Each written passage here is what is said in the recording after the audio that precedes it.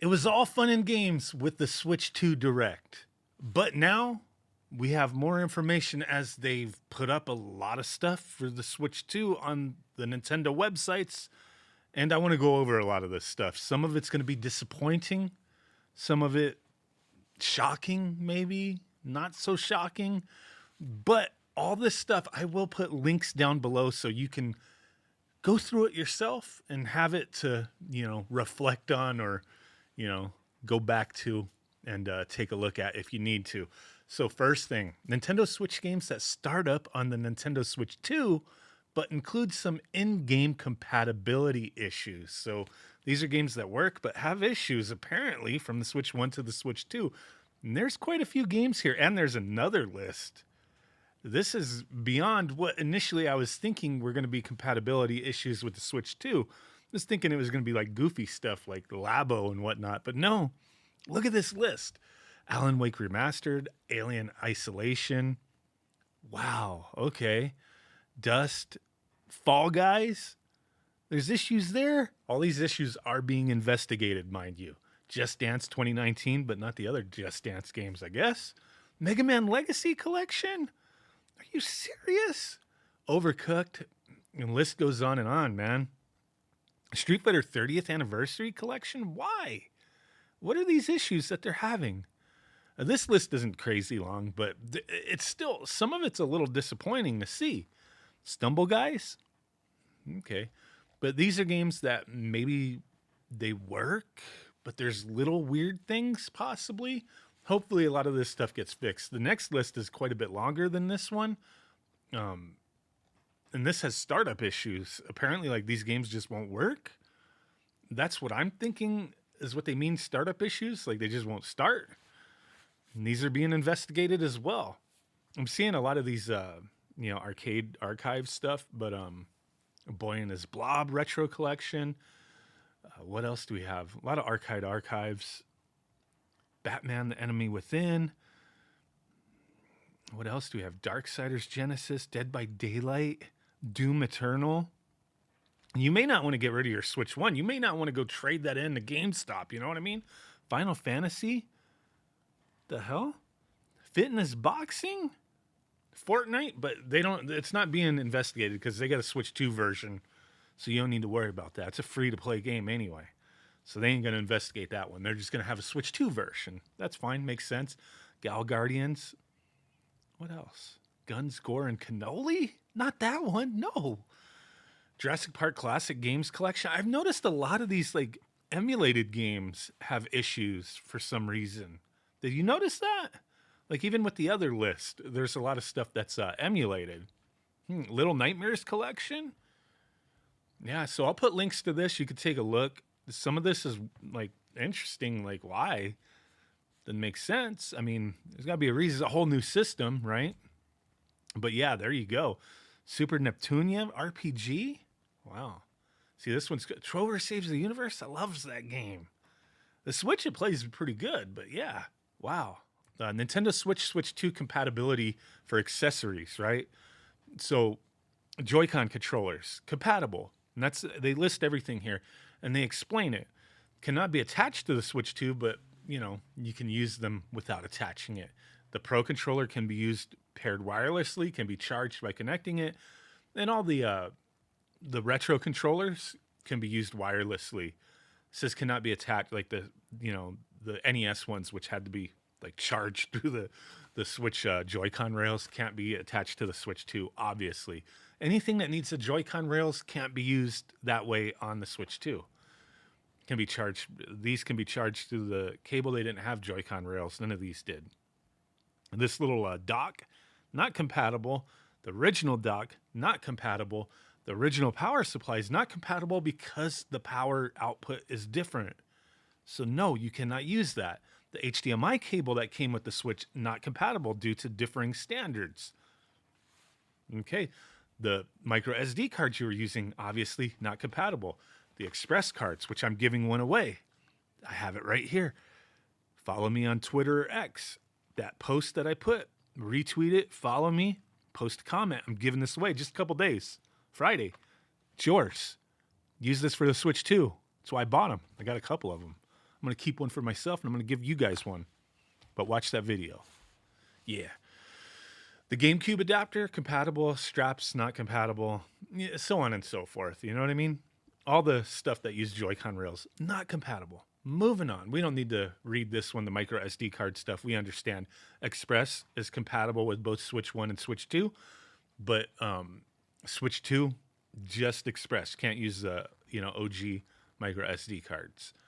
And then this one, yeah, this one's getting a little talk out there.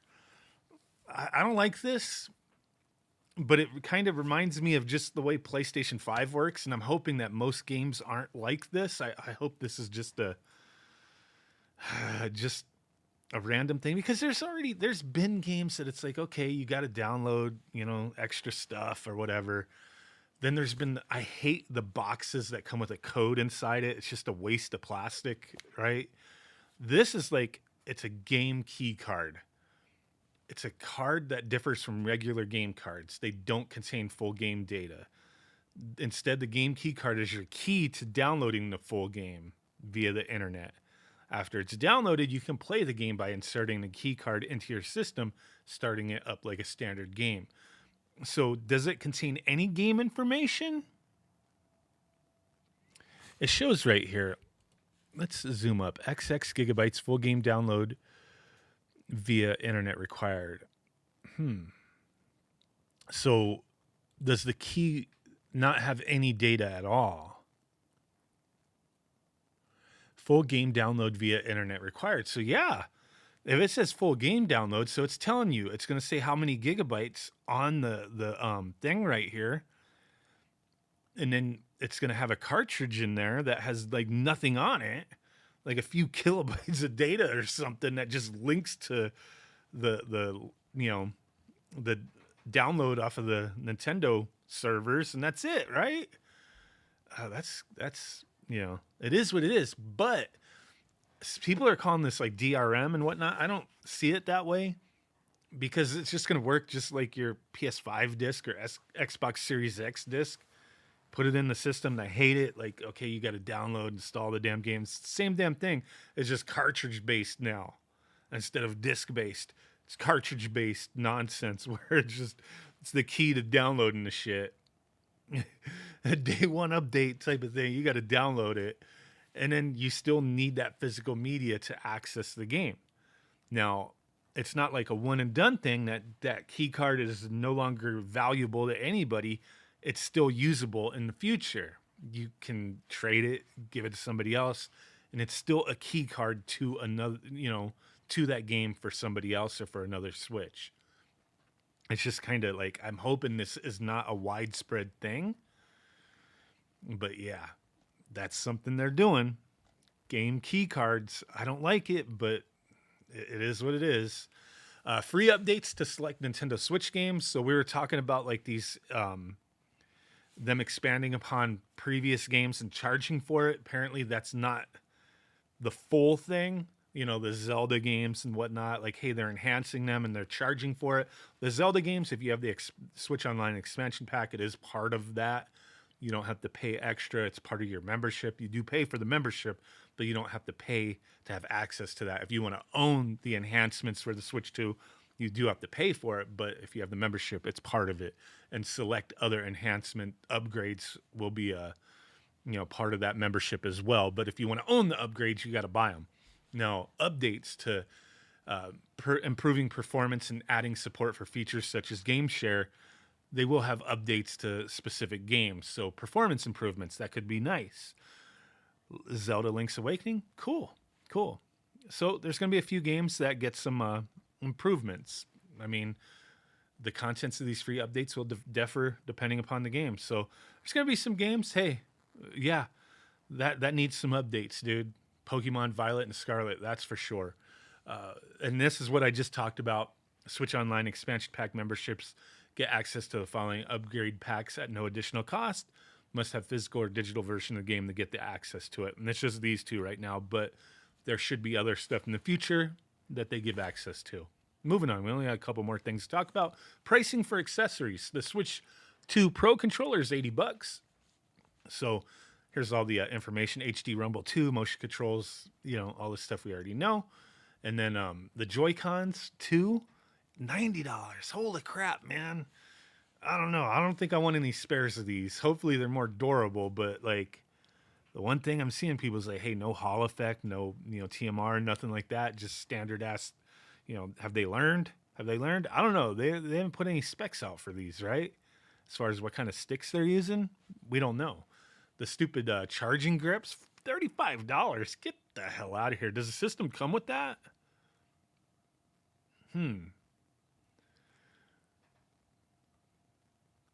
Not included. It is not included with the Switch 2 system. Wow, okay.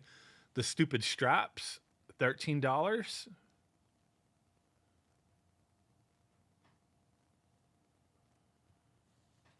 Switch 2 does include a set of those. Okay. So you get that with the Switch system, but the stupid thing that the normal Switch system came with, the Switch 1, you don't get that. You gotta pay extra. The steering wheel's $19.99. So there you go. And then the Switch 2 camera, $50. Hey, that's whatever. It's probably not the greatest camera ever, but for a Nintendo branded accessory, I think that's reasonable. And then the dock, $110. Damn. Then they got some carrying cases, $35 for a standard ass one with screen protector. I want tempered glass. I don't know, the screen protectors they include with these. $80 for this guy. I don't need to pack up the dock, so nah. $30 for the adapter separately. And that's that. Moving on. Oh, if you want to try to buy one of these Switch 2s straight from Nintendo and you have Switch Online membership with a minimum of 12 months of a paid membership and a minimum of 50 total gameplay hours as of April 2nd, you could register. Once those email invitations have been sent out, meeting that criteria, the remaining eligible registrants, on a first come, first served basis will get it. If you didn't meet all that, I guess, right? Invitation's non-transferable. So you got to make your pick. So you pick either the Switch 2 with Mario Kart, which is $500, or just the Switch 2 without Mario Kart, which is $450. If they push you through and send you the email notification, you have 72 hours to purchase your system straight through Nintendo, and they will give you access through that link to also buy accessories at the same time. So like the camera and stuff like that, or Pro 2 controller, I would imagine. So limited time production through fall, available while supplies last. I thought they were going to make sure that everybody can get one. I don't understand. So I guess through the summer, it's going to be limited, and then the fall, they're going to have a buttload of them. I don't know. Whatever, dude. When will I be notified? First batch will go out May 8th, with additional batch of invitations sent out periodically until purchasing on My Nintendo stores open to everyone. Initial invitations will be delivered on first come, first served basis. You have 72 hours. So then the priority requirements are as follows. You must have been the one who purchased the Switch Online membership, any Switch Online membership for 12 months, have opted in to share gameplay data, have at least 50 hours total gameplay. I don't know if I did all that. Did I opt in to share gameplay data? I don't freaking know. You must have opted in to share gameplay data. Hopefully I did. I don't know. What types are accepted and when do I pay? Whatever. When do you ship? They don't know. They don't know. Where do you when will I receive my order? After purchase. The release date delivery is not guaranteed. What should I do to prepare for my 72-hour purchase window? Follow all this. That's it. And they just tell you can buy extra stuff at that time. Oh, and then this is the last thing I saw Play Asia tweet about, that the Nintendo Switch 2 will have a Japan-only system in Japan, and it's stated to only allow Japan region accounts and Japan language support exclusively, and it's going to be cheaper than the international version. So people were initially like, oh my God, region locking and this and this and that. And it really seems like that is not the case. It's more of like the strength of the yen compared to like the US dollar and other currency, I guess. So they'll still have like the international version, like that's, worldwide version, but this one is specifically just for them to keep it cheaper, apparently, for the Japanese market, which, okay, I guess that makes sense. So, Playasia says because this is causing some confusion, that just means Japan will have a cheaper console option that only works for Japan. Just be their language. They'll also receive the multi-language console release at the same price point as the rest of the world. Nothing suggests the games will be region locked at this stage. Only this one cheaper console variation that's just for them. Just Japanese language. You cannot select anything else. There's no English option, nothing. This is just for use in Japan only. You can only have Nintendo Japan accounts. It can only be set to Japan region and like Japan account linkage only. That's it. So I thought that was kind of interesting that they're doing that. But that was it. That's all the information. Video went on for a little longer than I expected, but just wanted to share all this stuff. A lot of new info after the Nintendo Direct to share with you guys. So yeah, let me know what you think. Thanks for watching. Bye.